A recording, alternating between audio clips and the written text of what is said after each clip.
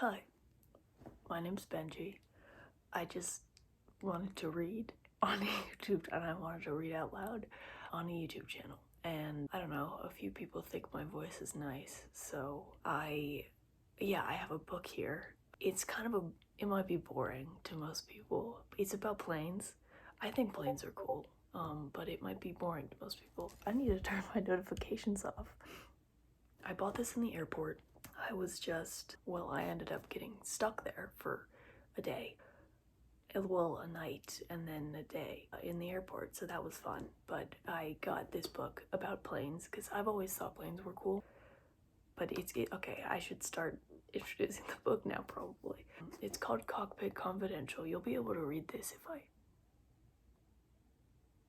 You can hear the coyotes outside, that's cool. You'll be able to read this if I end up remembering to flip around the video. I'm just recording this on my phone. I used to have a camera. I used to be all into YouTube, but anyway, I should stop talking. I'm already like 30 pages into the book, but I'm not gonna start reading the book on YouTube 30 pages in. That would be a little bit stupid. So, it's called Cockpit Confidential. Everything you need to know about air travel. Questions, answers, and reflections. And it's by Patrick Smith. Oh my god, if I can't turn off my fucking... so far, I really like this book because it's in kind of question-answer format, so I think that's really nice. Might be a little boring for me to just read that to you, but, whatever. I don't think I'm gonna read the author's notes and acknowledgements part, because who fucking cares? Should I be facing towards the camera? Probably. I feel like I should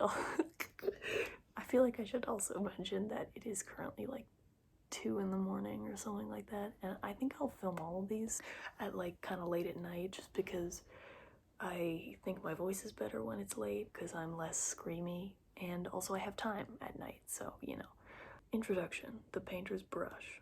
More than ever, air travel is a focus of curiosity, intrigue, anxiety, and anger. In the chapters that follow, I will do my best to provide answers for the curious, reassurance for the anxious, and unexpected facts for the deceived. It won't be easy, and I begin with a simple premise. Everything that you think you know about flying is wrong. That's an exaggeration, I hope, but not an outrageous starting point in light of what I'm up against. Commercial aviation is a breeding ground for bad information, and the extent to which different myths, fallacies, and conspiracy theories have become embedded in the prevailing wisdom is startling. Even the savviest frequent flyers are prone to misconstruing much of what's going on around them.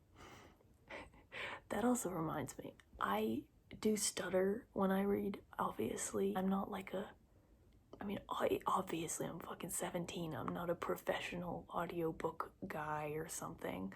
So if you're looking for like a genuine reading of this book, go somewhere else. I'm not a actual plane guy. I'm not gonna pronounce everything right. I'm not gonna like know all the big words, but I'll try my best. Anyway, we're already 5 minutes in, and I am not even half a page in. Sorry. And other episodes will be more of just me reading, less of me just talking, but since this is my first one, I thought I'd try to, explain things.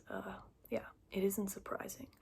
Air travel is a complicated, inconvenient, and often scary affair for millions of people, and one that's cloaked in secrecy.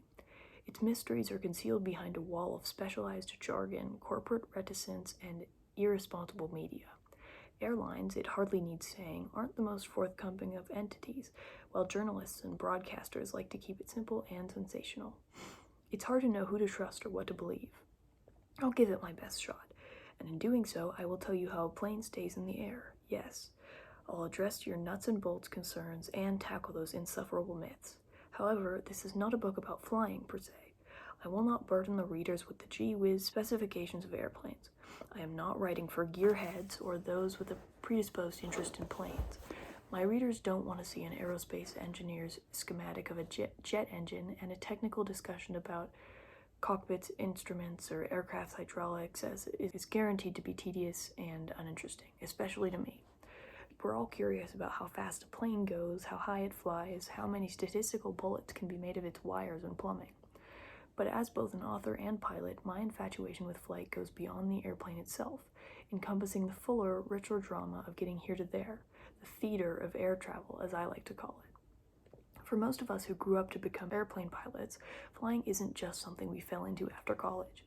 Ask any pilot where his or her love of aviation comes from, and the answer almost always goes back to early childhood, to some ineffable hardwired affinity. Mine certainly did. My earliest crayon drawings were of planes, and I took flying lessons before I could drive.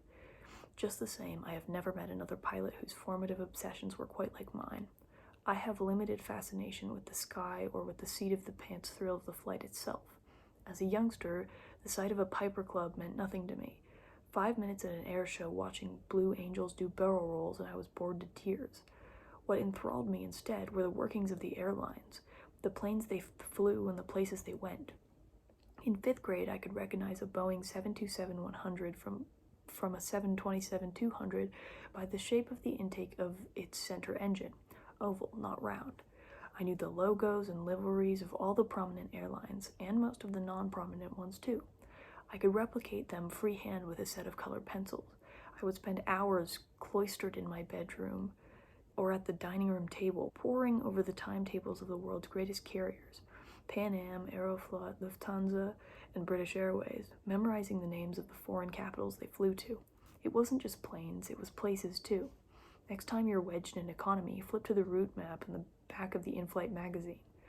Those 3-panel foldouts and their crazy nests of city pairs were, for me, a kind of junior pilot porno. Thus, I learned geography thoroughly as I learned aviation. I'm gonna do a little bit of interjecting here, just because this reminds me of a story of myself, which I might do more often, I don't know, but it's my channel, I can do whatever the fuck I want. When I was a kid, I've been on literally hundreds of airplane flights. I fucking love airplanes. And this is also because of my weird obsession with safety as a child, but whenever they would tell us to read the little panel fold-out thing, I would always do it, all the time. No matter what, I would read the fold-out. And so I ended up memorizing pretty much all of the safety instructions for, what to do in a crash landing or what to do whenever, and I ended up memorizing a couple of the different types of planes and like the differences that they would have on all of their fold-out things. I don't know, random thing, but yeah, I was a very safety-oriented kid. I really was quite boring. Anyway, for a lot of pilots, the excitement of flying is confined within the walls and windows of the cockpit. The world below remains an abstraction, its countries and cultures of limited interest beyond the airport fence or the perimeter of the layover hotel. For others, as happened to me, one feels an excitement not merely about the act of moving through the air, but from the idea of going somewhere. The full, beautiful integration of flight and travel and flight. Are they not the same thing? To me, they are. Either one can inspire the other, sure, but I never would have trapezed to so many countries in my free time, from Cambodia to Botswana, Sri Lanka to Brunei, if I hadn't fallen in love with aviation first. If ever this struck me in a moment of clarity, it was a night several years ago during a vacation to Mali in West Africa. Though I could write pages about the wonders and strangeness of West Africa, one of the trip's most vivid moments took place at the airport in Bamako, moments after our plane touched down from Paris.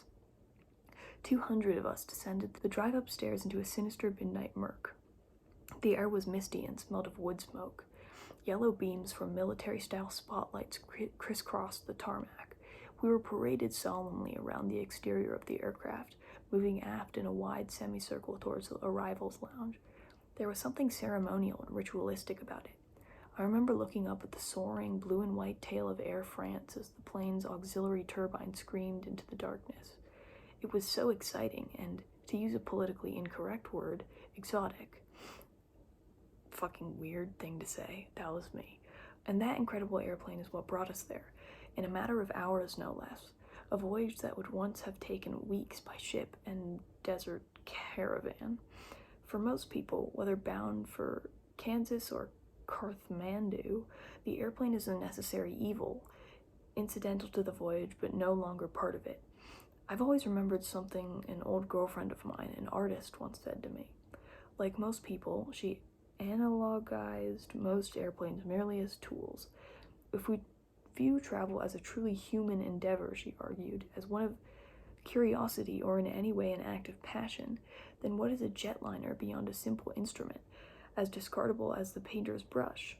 I disagree, for a brush's stroke represents the moment of artistic inspiration. What is travel without the journey? We've come to view flying as yet another impressive but ultimately uninspiring technological realm. That was inevitable, perhaps.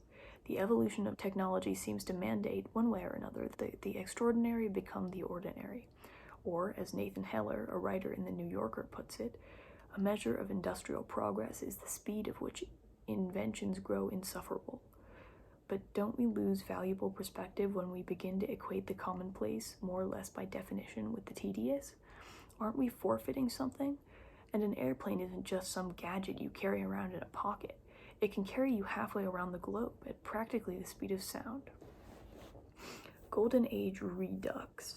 It's a tough sell, I know, veering romantic like this in the age of long lines, grinding delays, and overbooked planes. To be clear, I am not extolling the virtues of tiny seats or the culinary subtlety of a half-ounce bag of snack mix. The indignities and hassles of modern air travel require little elaboration and are duly noted, but believe it or not, there is still plenty about flying for the traveler to savor and appreciate. I have learned never to underestimate the contempt people hold for airlines and the degree to which they hate to fly. But while some of this contempt is well-deserved, much of it isn't. In the chapters that follow, I will try to explain why. Fair warning, much of what I have to say runs counter to what one normally reads and hears about commercial aviation. People often talk about a proverbial golden age of air travel, and if we could only return to it.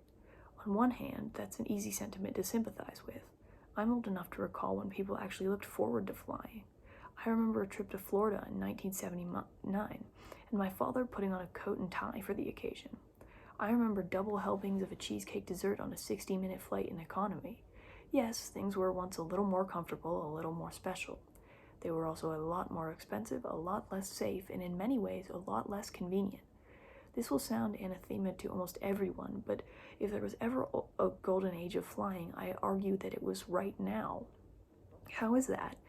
Travel by air has never been cheaper than it is today, for one. Neither has it been as safe.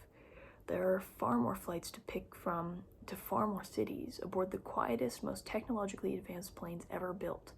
Premium class cabins have hit unmatched heights of luxury, and economy class, for all the griping that people do, offers more amenities than it used to. Even on a tight budget, a passenger can, in a backpack and flip-flops, traverse the oceans for the equivalent of a few pennies per mile, in near perfect safety and with an 85% chance of arriving on time. I'll leave it there before you slam this book down in disgust, but in the chapters ahead, we'll look at these things more in detail, one by one. And when you get to the last page, I'll ask you this question. Do you really want to travel like people did in the 1960s? Are you sure?